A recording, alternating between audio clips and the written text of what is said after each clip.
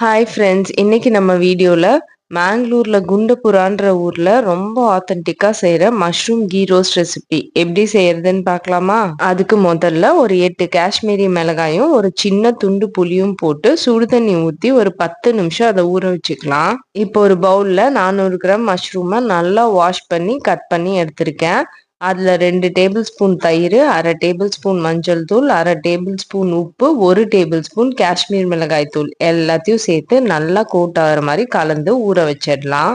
இப்போ ஒரு கடாயில அரை டேபிள் ஸ்பூன் தனியா, 1 டேபிள் ஸ்பூன் ஜீரகம், அரை டேபிள் ஸ்பூன் மிளகு, அரை டேபிள் ஸ்பூன் சோம்பு எல்லாத்தையும் போட்டு நல்லா செவக்கிற வரைக்கும் ட்ரை ரோஸ்ட் பண்ணி எடுத்துக்கலாம்.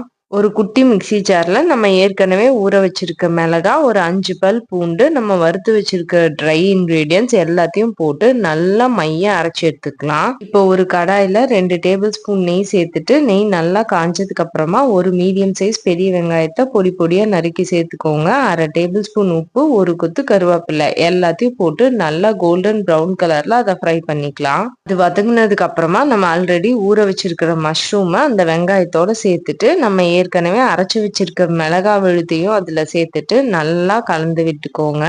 ஒரு அரை டம்ளர் தண்ணி மட்டும் ஊத்திக்கோங்க. நிறைய தண்ணி ஊத்தாதீங்க, ஏன்னா மஷ்ரூம்ல இருந்தே நிறைய தண்ணி வரும். மஷ்ரூம் மசாலா எல்லாமே நல்லா கலந்து வர்ற மாதிரி கலந்து விட்டுட்டு ஒரு மூடி போட்டு ஒரு 10 நிமிஷம் மீடியம் ஹீட்ல வச்சு அதை வேக வைக்கலாம். அவ்வளோதான், சூப்பர் யம்மியா ஒரு மஷ்ரூம் கீ ரோஸ்ட் ரெடி ஆயிடுச்சு. மேங்களூர்ல இது ரொம்ப ஃபேமஸான டிஷ். இதை நீங்க சப்பாத்தி, ரைஸ் எதுக்கு வச்சு சாப்பிட்டீங்கனாலும் சூப்பரா இருக்கும். இன்னைக்கே ட்ரை பண்ணலாமா? பாய்.